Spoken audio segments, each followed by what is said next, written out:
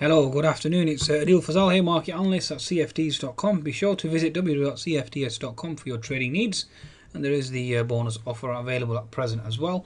Alternatively, you can visit www.cfds.education to certainly learn more with regards to updates and charts and analysis. Okay, European markets. Let's try and decipher exactly what's happening here. The US markets did sell off late to the close yesterday, but the futures certainly pushed higher and bumped higher than obviously this morning and going into this morning, given the fact that Asian markets basically more or less finished. We had the Nikkei bouncing back quite strongly, but the Shanghai was more or less flat on the day. So how we interpret that is certainly, from my perspective, it certainly does indicate exhaustion now and a potential negative bias going into the Fed decision. So again, that's something to certainly take into account. Also, with regards to the Nikkei, you can look at the Nikkei. We bounced off the gap fill support, but the trend certainly does remain in the in a bearish bias at present. Okay. Now, in terms of the US markets, now looking at the US markets, we have the 10-minute chart of the S&P 500. We had this gap fill resistance. We have pushed high up to 2058 at present, but the daily chart certainly does indicate resistance, and that's what I'm expecting on the S&P 500, mainly at the 200 MA, which is the 2060 level, and that should certainly indicate resistance for now. We have this three bar move higher, which we obviously are witnessing at present. Okay, so you are looking at resistance at this 2060 level at 200 MA on the S&P 500.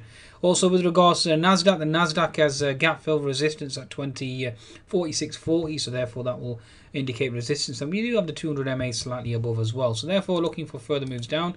Again, it's the uncertainty from the Fed decision that's really going to dominate the market sentiment and market price action, from my understanding, and we are looking to potentially move lower.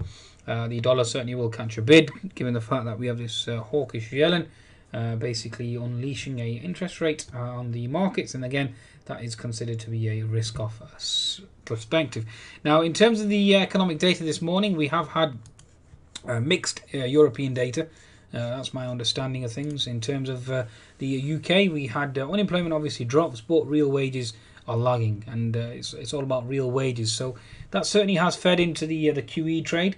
Although how successful is a QE trade when you have the Fed obviously raising rates? So again, that's certainly something to put into perspective. Now, the manufacturing PMI out of France certainly beat expectations, but the services certainly failed, and also the market PMI certainly failed as well.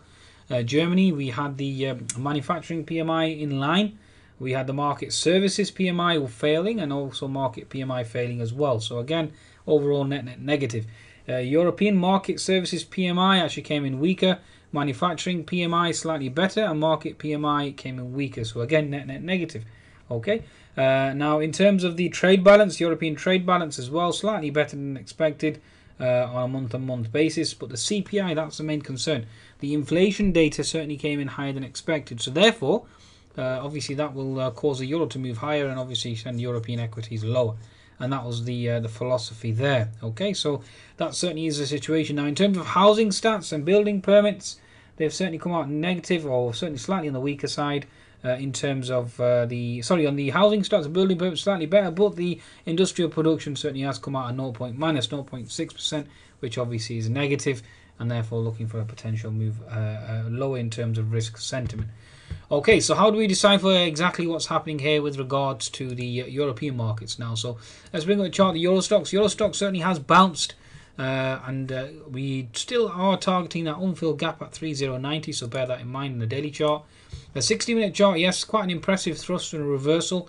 How long will this last, given the fact that we have stronger inflation data, and that will obviously be negative. Now, if we do continue to move high, you are looking at 3290 and then 3310. That's two areas of potential resistance that I'll be looking to short, given the fact that the euro now is obviously into support. That's my understanding of things at present. These are levels to potentially short, looking for a potential move down at this juncture. Now, the actual DAX itself, German DAX, we are now coming into previous support equals resistance, and you do have this unfilled gap at 9900 that one needs to be aware of. The 60-minute chart, previous support equals resistance. We've had quite a stellar rally, and we have left an unfilled gap behind, so that's something that we certainly need to be reminiscent or understand. Okay, and certainly pay particular attention to this rally here. certainly does seem to be exhausted now, given the fact that we're holding this key level at 10,550, previous support equals resistance, and we are looking for a sell-off now going into this 10,500 potentially, and at 10,400, given the uncertainty surrounding the Fed. You should generally get a risk-off scenario now going forward. That's my understanding and my interpretation of events thus far. So you do have previous resistance equals support at 10,480, so you are looking for support at 10,480 level, and certainly looking for key support region, and we'll assess whether what will happen in terms of risk sentiment going forward. Okay, so German DAX certainly is into its weak territory at present. Bringing up the chart of the French CAC now, let's just bring up the CAC itself. The CAC, again, 10-minute chart, certainly exhausted, holding that key resistance at the 4660 level. 60-minute chart itself, again, you have broken out this potential inverted head and shoulders. We'll see whether or not we can, if the market can hold once we test the neckline. So again, that's going to be the key and the crucial element there in terms of price action. Now, the 10-minute chart of, or should I say a daily chart of the French CAC, yes, we closed the gap, we've bounced.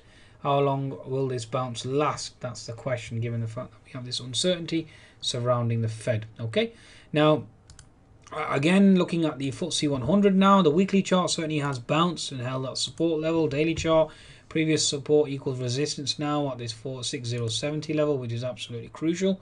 Going to the 60-minute chart, you are into resistance, or previous support equals resistance, so therefore looking for a reversal.